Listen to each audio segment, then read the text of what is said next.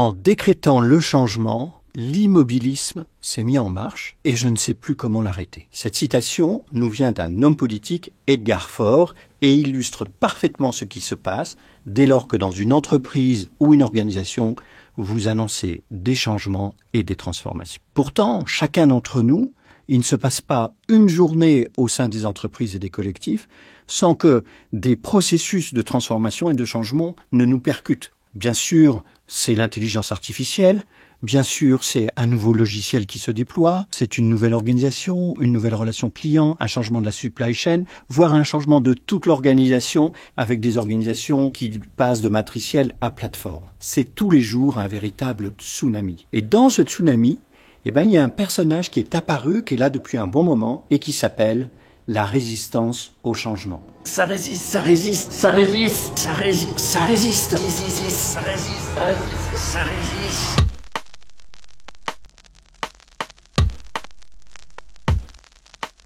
Bonjour à tous et bienvenue dans cette nouvelle vidéo. Je suis Patrick Dugois, je suis exécutif coach HEC et puis j'ai créé, il y a 2 ans maintenant, l'Académie des transformations collectives qui est une école qui forme des spécialistes de l'accompagnement des transformations.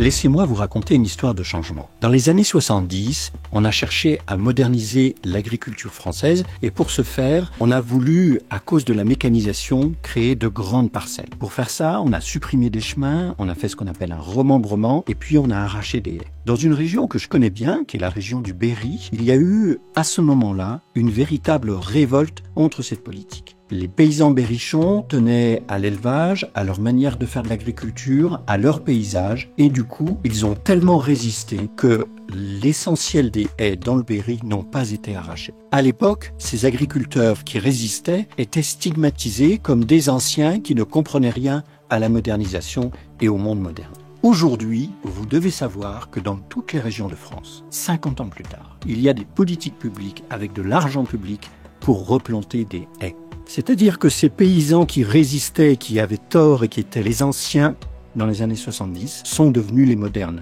Cet exemple illustre parfaitement les mécanismes de la résistance au changement. Que se passe-t-il ?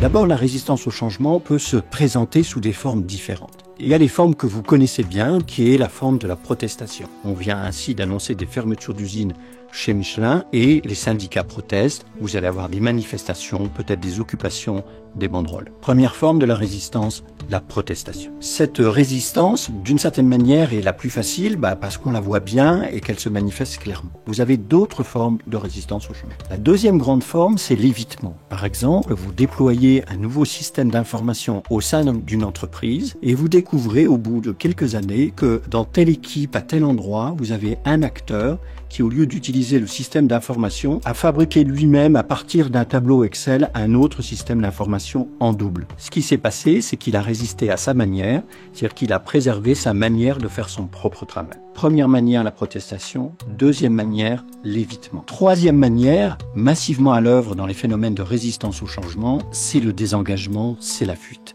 Vous avez l'exemple très connu maintenant de la grande démission aux États-Unis, après toute la période du Covid, où des milliers de personnes n'ont pas repris le travail. On a eu un peu le même exemple en France, mais le désengagement peut se manifester soit par « je ne viens pas au travail », soit par l'augmentation des arrêts de maladie, et vous avez entendu dans l'actualité tous les débats autour des arrêts de maladie, et puis vous avez également une autre forme de désengagement que connaissent bien les sociologues, qui sont tous ces acteurs qui sont présents sur leur lieu de travail, mais qui, au fond, se débrouillent pour ne pas se mobiliser, ne pas faire au mieux leur travail, ne pas donner toutes leurs idées, qui est une forme de désengagement beaucoup plus subtile, qui ne se montre pas, mais qui permet aussi de résister. Donc, première chose, vous le voyez bien, résistance au changement, j'ai besoin déjà de regarder comment ça se manifeste. Ensuite, on peut se demander, mais qu'est-ce qui fait que dès lors qu'il y a changement, il y a de la résistance ?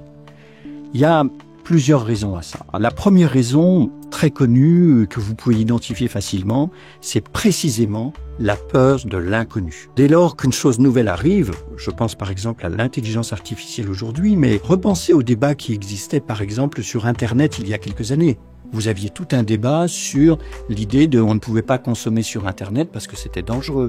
important aujourd'hui. Près de 20% du chiffre d'affaires de l'ensemble du commerce mondial passe par Internet. Si vous regardez par exemple sur la peur de l'inconnu, comment ça s'est passé lorsque on a décidé de créer la carte vitale, qui aujourd'hui est un non-événement, et à l'époque qui a soulevé de multiples débats. Regardez ce qui s'est passé récemment encore avec le prélèvement à la source pour ce qui concerne les impôts. On nous annonçait la révolution et c'est un non-événement. Donc la peur de l'inconnu va faire monter la résistance au changement. La deuxième raison qui fait que les acteurs résistent, c'est la peur de ne plus être à la hauteur. Là, vous l'avez massivement sur l'intelligence artificielle. Vous avez un certain nombre de salariés qui se disent aujourd'hui « je suis dépassé, ça va beaucoup trop vite pour moi, je n'arrive plus à gérer tout ça et je ne vais pas être à la hauteur ». Donc ces acteurs-là vont entrer en résistance parce qu'ils ont besoin de préserver leur poste, leur métier, leur avenir. La troisième raison qui va amener beaucoup de résistance au changement, c'est ce qu'on appelle des phénomènes d'habitus. Je ne dis pas d'habitude, je dis bien d'habitus, c'est-à-dire qu'au fond, dès lors que vous faites une transformation dans une entreprise, vous avez toujours des personnes qui vont vous dire « mais avant on faisait comme ça, pourquoi on change maintenant ?» etc. Pour une raison simple, c'est qu'ils ont trouvé une manière de faire leur travail, ils ont incorporé cette manière, y compris dans les relations, dans l'espace, etc. Et d'un coup, quand tout est différent, c'est très difficile. Je vous donne un exemple concret qui est par exemple ce qu'a fait le groupe Accor au niveau de l'accueil dans ses hôtels. Pendant très longtemps, vous arriviez dans un hôtel, derrière une banque, un bureau, un bar, et puis vous aviez de l'autre côté les hôtesses. C'est encore vrai dans beaucoup d'hôtels. Et le groupe Accor, pour changer la relation client, a décidé d'accueillir dans le hall, autour d'une table, avec simplement une tablette, vous êtes accueillis, on fait votre enregistrement, on vous donne vos clés, etc. Ça crée une relation très différente, mais au moment où ils ont mis en place ce programme, il a fallu qu'ils fassent beaucoup d'accompagnement et beaucoup de formation, parce que ça plaçait les hôtesses dans une situation très différente par rapport aux clients. Enfin, il y a une dernière cause très profonde qui crée de la résistance au changement, c'est la peur de perdre. Dès lors que vous annoncez une réorganisation dans une entreprise, tous les acteurs, je dis bien tous les acteurs, systématiquement se disent « au fond, est-ce que j'ai à y gagner ou est-ce que j'ai à y perdre ?» Et dès lors que vous annoncez une transformation et que vous n'avez pas suffisamment travaillé avec des acteurs clés, pris un certain nombre de précautions, vérifié ce que gagne chacun et ce que perd chacun, si vous ne le faites pas correctement, vous arrivez au blocage.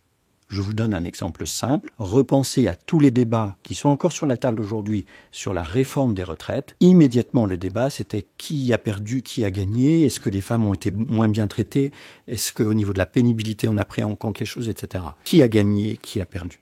Dans tout processus de transformation et de changement, ce réflexe fonctionne. Ces mécanismes que je vous décris, ils sont en réalité alimentés par deux grands processus, deux grandes approches de la théorie des organisations que je vais vous donner maintenant très synthétiquement. La première nous vient du sociologue Michel Crozier. Michel Crozier nous explique que les acteurs dans un collectif, que ce soit une équipe, une entreprise et même une nation, bien sûr essaient de se mettre au service de la destinée collective ou du projet de l'entreprise, mais en même temps ont leur propre stratégie. Et donc, ils n'auront de cesse, lorsque vous annoncez des transformations, d'aller regarder comment ils peuvent jouer leur propre jeu dans leur jeu collectif. Et ce mécanisme-là, souvent, est implicite. Il n'est pas vu. Et comme il est implicite, ça crée des phénomènes de résistance très forts que vous n'arrivez pas à contourner et accompagner. Je vais vous donner un exemple simple. Si vous voulez changer les modalités d'accueil des patients dans un hôpital et que vous commencez à travailler sur les plannings, vous allez voir monter les résistances. Pourquoi ? Parce que peut-être que la femme qui est infirmière et qui cumule son travail déjà pénible avec sa vie de famille, lorsque vous changez ses jours de travail, ses horaires, etc., vous bousculez toute sa vie. Elle n'aura donc de cesse que de maîtriser comment se met en place l'ensemble des plannings. Et si jamais vous avez la maladresse de bouger les choses sans tenir compte de ça, et donc d'un implicite qui est que dans le planning, moi j'ai besoin de pouvoir gérer mes deux vies, eh bien, vous aurez une résistance massive. Vous avez ça constamment dans les entreprises, c'est-à-dire que les acteurs, nous dit Michel Crozier, utilisent toutes les libertés possibles, tous les espaces possibles. Il y a de la liberté partout et avec cette liberté, fabriquent des stratégies. Vous ne pouvez pas faire de transformation dans une entreprise, dans un collectif, sans tenir compte des stratégies des acteurs. Le deuxième mécanisme, c'est un mécanisme, pardonnez-moi le gros mot, homéostatique. Ça veut dire quoi ? C'est la loi de l'équilibre. Collectif converge vers son équilibre de fonctionnement. Que ce soit la nation française, que ce soit une entreprise ou que ce soit l'équipe dans laquelle vous travaillez, ça converge vers son équilibre. Pour que vous compreniez le système, c'est très simple, pensez à votre corps. Quand il fait très chaud, eh bien vous allez boire beaucoup pour que vous ne montiez pas en température. L'équilibre est à 37,2 et à 40, vous êtes très mal. De la même manière, quand il fait froid, vous allez vous habiller, votre cœur va s'activer pour donner plus de sang, etc., pour vous réchauffer. Ça converge vers l'équilibre. Tout le système vivant converge vers l'équilibre, nous dit la systémique. Mais ce qu'il faut que vous voyez bien, c'est que cet équilibre est un principe de résistance. C'est-à-dire que dès que vous amenez une transformation dans une entreprise, vous menacez l'équilibre, donc vous faites monter la résistance. Alors vous allez me dire, mais alors, s'il y a toutes ces manières de résister et si c'est aussi profond, comment on fait? Oui, précisément, comment on fait? Il y a plusieurs choses à faire. La première chose très très importante, c'est que vous devez cesser de juger moralement la résistance au changement. Si je reprends mon exemple des haies dans le Berry, oui, au moment où elles résistent, je me dis, c'est pas possible, et en même temps, d'une certaine manière, ils avaient raison. Donc j'ai besoin de me dire que la résistance au changement, ce sont des mécanismes qui se mettent en place. Ces mécanismes ont des raisons et c'est pas un jugement moral qui va m'aider. Ça, c'est la première chose. La deuxième chose, imaginez, nous sommes au Moyen-Âge. Il n'y a pas la lumière comme aujourd'hui partout. Il n'y a pas la sécurité partout. À la fin de la journée, on entend le tocsin dans un grand bourg au milieu de la campagne française. Tous les paysans rentrent vers le bourg. On relève les ponts-levis. Le bourg est fortifié et tout le monde est en sécurité à l'intérieur la nuit.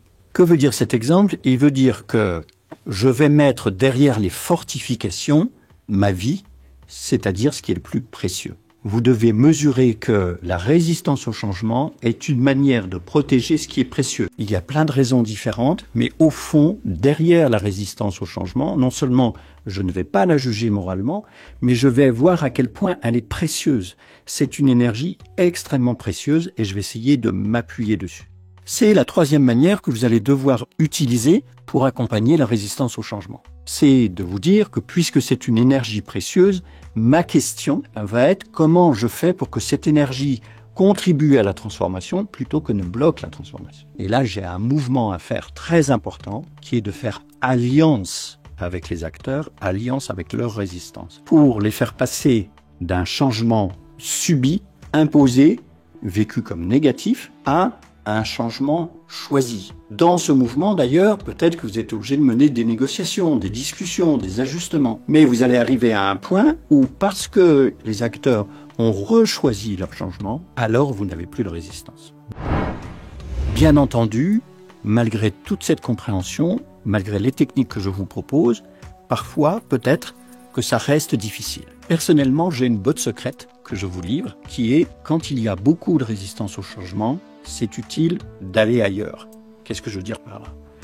Si vous êtes dans une résistance au changement et que plus vous cherchez à faire bouger le système, plus il résiste, alors votre question c'est à quel endroit autre du système vous allez pouvoir mettre en place des micro-changements qui vont faire que l'ensemble du système va changer l'équilibre et là vous allez pouvoir faire évoluer positivement la situation. C'est ce qu'on appelle d'un terme technique ouvrir une nouvelle boucle systémique, c'est-à-dire ouvrir une nouvelle logique quelque part. Je vous donne un exemple dans une entreprise. Imaginons que vous ayez des équipes qui sont en affrontement parce qu'elles sont en désaccord, par exemple un service technique et un service marketing, et puis on n'arrive pas à s'entendre, on n'arrive pas à trouver les bonnes solutions, et puis en plus il y a des égos qui se sont mis en place, tout ça est bloqué, comment est-ce qu'on fait, etc.